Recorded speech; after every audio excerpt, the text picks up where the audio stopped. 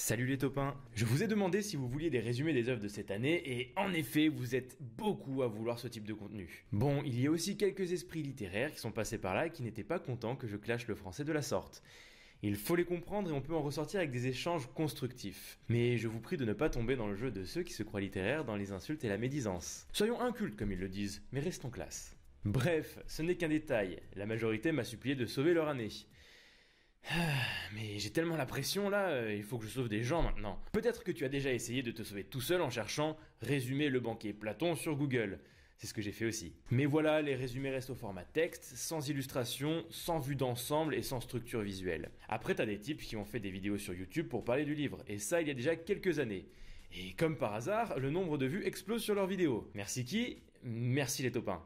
Mais bon, c'est pareil, la structure n'est pas mise en avant et il n'y a pas d'illustration. Ne t'inquiète pas, ça ne se passe pas comme ça avec moi. C'est parti pour le banquier de Platon, résumé et animé s'il vous plaît. Faut qu'on revoie les bases. Je vais faire une vidéo simple, où je vais dire des trucs simples, parce que vous êtes trop... Voilà comment ça va se passer. Dans un premier temps, je vais faire le résumé du banquier.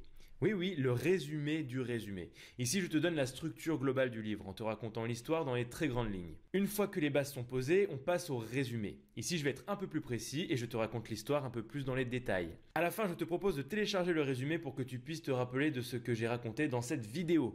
C'est un résumé schématique qui va te permettre de tout mémoriser bien plus facilement. Si je procède de cette manière, ce n'est pas parce que c'était mon inspiration d'artiste du moment. Non, ce sont des techniques pédagogiques mises en avant par la PNL. Alors, grand débat sur la programmation neurolinguistique dans les commentaires, comme quoi c'est une pseudo-science. Je crois que ce n'est pas la question et que ça mène à des débats infinis. Nous, on veut des choses bien faites et bien organisées. Je m'inspire toujours de cet outil pédagogique pour mes vidéos. Ce que je vous propose, c'est de regarder ce résumé et de juger par vous-même son efficacité sur votre compréhension. Juste un petit mot sur l'auteur et sur l'œuvre. Platon était l'élève de Socrate. Il a écrit Le Banquet aux alentours des années -385 en adoptant le genre du dialogue. C'est parti pour le résumé. Attention, les images utilisées pour illustrer les personnages sont tirées de l'adaptation cinématographique du Banquet dans l'unique but d'améliorer la compréhension. D'ailleurs, il y a des différences entre le film et l'œuvre originale, donc méfiance. Un mec qui s'appelle Apollodore raconte à un autre mec ce qu'Aristodème lui a raconté à propos d'une petite fête à laquelle il assistait avec Socrate. Aristodème raconte qu'un soir, il accompagne Socrate à un banquet organisé par le poète Agathon, car celui-ci vient de gagner un prix pour sa première tragédie. Au moment où ils allaient se mettre une caisse, t'as un mec qui dit « Et si on faisait pas plutôt l'éloge d'Eros, le dieu de l'amour ?» Forcément, tout le monde est d'accord, donc chaque invité va faire l'éloge d'Eros, chacun son tour. On commence par les éloges de 4 invités, dans l'ordre Phèdre, Pausanias, Éryximach et Aristophane pour finir avec Agathon. Bien entendu, c'est le plus applaudi parce que c'est quand même sa soirée. C'est maintenant au tour de Socrate. Déjà pour partir sur de bonnes bases, il rabaisse tout le monde en disant Oh les gars, avant de raconter plein de choses à propos d'Eros, faudrait définir ce qu'est réellement Eros, et dire la vérité quoi. En plus de ça, il fait un petit coup de maïotique focalisé sur Agathon. Il lui pose des questions bien placées pour décrédibiliser l'éloge qu'il vient de faire. Super, maintenant que la confusion règne dans la salle, Socrate va commencer son discours. Bon en fait il va juste rapporter l'échange qu'il a eu autrefois avec Diotime, son ancienne maîtresse de philosophie. Pour faire ultra court, Diotime convainc Socrate qu'Eros n'est pas un dieu mais un démon.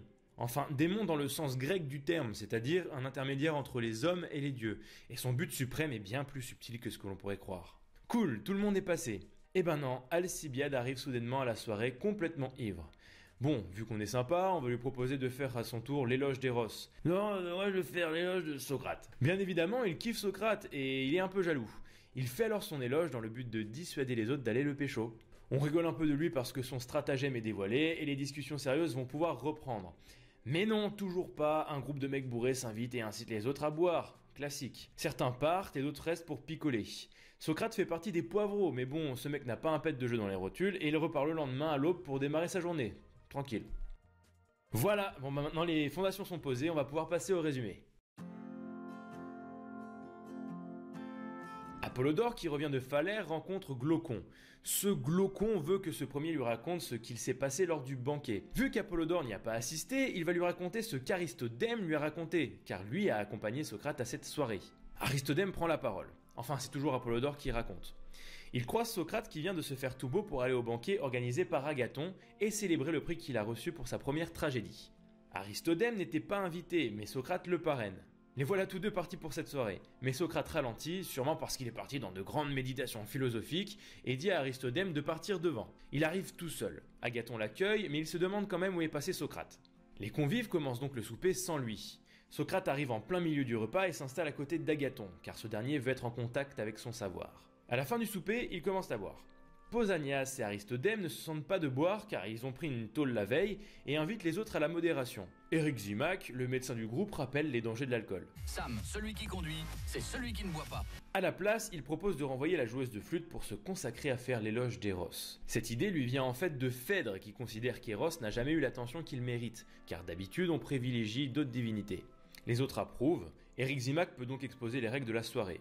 Chacun fera l'éloge le plus beau possible et ce, chacun son tour, en partant de la personne la plus à gauche à celle le plus à droite. Le premier, c'est Phèdre qui raconte qu'Eros est le dieu le plus ancien et le plus bénéfique pour l'homme. On se sent beaucoup plus honteux quand on fait une connerie devant son amoureux et on se sent plus courageux pour sauver quelqu'un que l'on aime. Phèdre utilise des exemples mythologiques pour appuyer ses propos.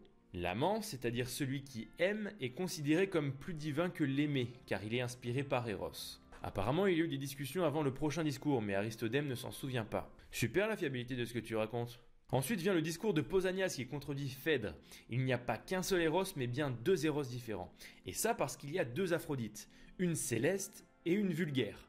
L'amour céleste, c'est aimer les hommes intelligents alors que l'amour vulgaire, c'est aimer les hommes peu intelligents ou n'importe quelle femme. Ah, on comprend pourquoi les Grecs, c'est tous des points culture sur la pédérastie.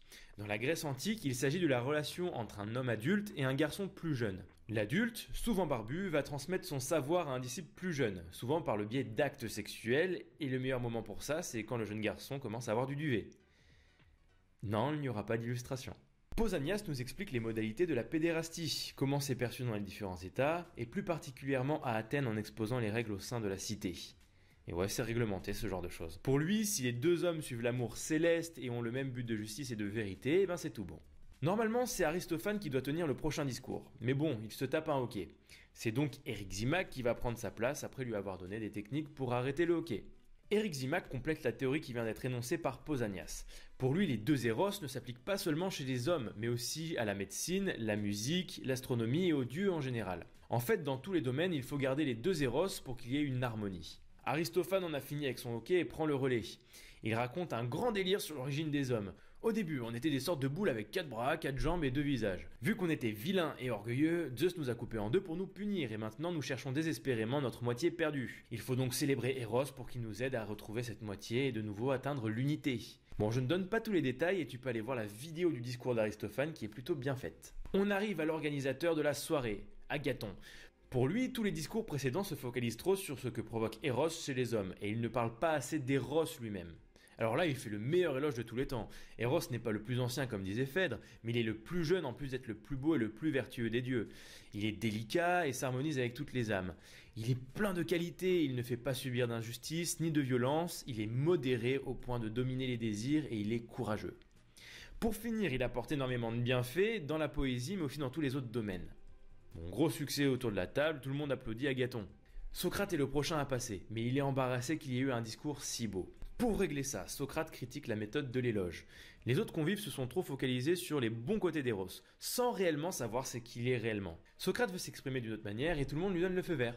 Avant de commencer, il veut s'entretenir avec Agathon, ce qui va à l'encontre des règles fixées pour la soirée, mais Phèdre accepte. Après l'avoir félicité, il va lui poser un ensemble de questions à propos d'Eros, et ensuite dérouler un raisonnement logique, ce qui aura pour effet de désorienter Agathon. Une fois ceci fait, il propose de rapporter le discours qu'il a eu un jour avec Diotime. À l'époque, Socrate avait globalement le même avis sur l'amour que les autres, et c'est elle qui lui a apporté une nouvelle vision en lui posant des questions pour partir de ses préjugés et ensuite développer un raisonnement logique. Voici le discours de Diotime rapporté par Socrate. Dans un premier temps, ils débattent sur la nature d'Eros. Diotime soutient qu'Eros n'est pas un dieu mais un grand démon, c'est-à-dire un intermédiaire qui fait le lien entre les hommes et les dieux. Cela vient du fait qu'il est le fils de Pénia, la déesse qui représente la pauvreté. Eros n'est donc pas beau et délicat, mais plutôt pauvre, rude et malpropre.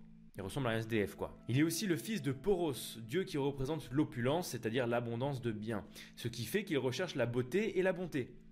Il est donc à mi-chemin entre l'ignorance, sa mère, et le savoir, son père. Dans un deuxième temps, ils discutent ensemble de l'utilité d'Eros. À quoi peut-il bien servir ? Là, idem, Diotim nous fait un grand déroulement logique pour dire qu'Eros, c'est le désir de posséder les choses belles et bonnes et de les garder pour toujours. Mais bon, tous les hommes sont mortels, ce qui rend l'objectif de tout garder pour toujours un peu délicat. C'est pour cela que l'homme veut perdurer dans le temps en procréant, soit en fécondant le corps, ce qui engendre les gosses. Donc oui, t'assures ton immortalité, mais bon là, c'est pas ouf parce que ça pleure et ça pisse partout. Soit en fécondant l'âme, c'est-à-dire en cherchant l'immortalité par la pensée, ce qui engendre les beaux discours. Et dans ce cas, bien sûr, c'est procréer dans la beauté. On en arrive au troisième temps. Comment fait-on pour arriver au but ultime de l'amour ? Diotim m'explique que les jeunes vont d'abord être attirés par les beaux corps, pour ensuite passer à l'amour des belles âmes et des belles pensées, dans le but de faire de bonnes actions. Il va en arriver à l'amour de la science, ce qui va le mener au but ultime d'Eros, l'amour de la beauté elle-même. On félicite Socrate pour son discours, et à ce moment, Alcibiade arrive à la soirée complètement bourré. Il vient pour couronner Agathon, pour le récompenser de son succès. On l'invite à la table et on lui propose de s'installer entre Agathon et Socrate. Eryximach propose à Alcibiade de faire l'éloge d'Eros, parce que c'est quand même le thème de la soirée. Comme un bon mec relou de soirée, il préfère en faire qu'à sa tête et il va faire l'éloge de Socrate. Pour lui, Socrate est un séducteur, et pour mieux faire comprendre sa personnalité, il va le comparer au satyre Marsyas, puis au Silène. Point culture. Satyre et Silène sont des créatures de la mythologie grecque à l'origine représentées sous des traits d'hommes rustres, avec une queue, des oreilles de cheval et un phallus en érection. Bon, je vais faire des résumés de Bambi, moi. Donc Marsyas jouait de la flûte pour charmer les humains, mais Socrate, lui, charme les humains avec ses belles paroles. Après, Alcibiade raconte qu'il a déjà essayé de pécho Socrate, mais qu'aucun moyen n'a pu le faire céder. Il raconte aussi les expéditions militaires où ils étaient ensemble, et où Socrate a fait preuve d'endurance et de courage au combat. Pour finir, il dit que Socrate est unique, qu'il a tendance à faire tourner la tête des beaux garçons, et qu'il traite mal ceux qui tombent amoureux de lui en refusant leurs avances. Il met en garde Agathon. Mais Socrate réplique que c'est un stratagème de sa part pour l'éloigner d'Agathon, parce qu'il est jaloux. Alcibiade s'avoue vaincu. Alors qu'Agathon se lève pour se rapprocher de Socrate, des mecs bourrés se ramènent et incitent à la boisson. Eryximach et Phèdre s'en vont. Aristodème, celui qui était le témoin de cette soirée, s'endort en voyant Socrate, Agathon et Aristophane qui continuent à boire et à discuter. Il se réveille à l'aube et repart avec Socrate qui va démarrer sa journée comme d'habitude. Bon voilà, tu as les grandes bases de l'histoire, mais attention, pour réussir aux épreuves, ça ne suffit pas de connaître l'œuvre, il faut aussi être calé sur l'analyse. L'analyse demande une réflexion sur l'œuvre. Pourquoi est-ce que Platon utilise le genre du dialogue et pourquoi est-ce que l'histoire est rapportée 2 fois ? Quel est le sens de l'intervention d'Alcibiade quand on le met en relation avec les problématiques du thème de cette année ? Donc il y a tout un ensemble de questions à se poser et une réflexion à avoir pour justement creuser dans le sujet. Et tout ça, ça se fait avec ton prof. Je dois préciser plusieurs choses.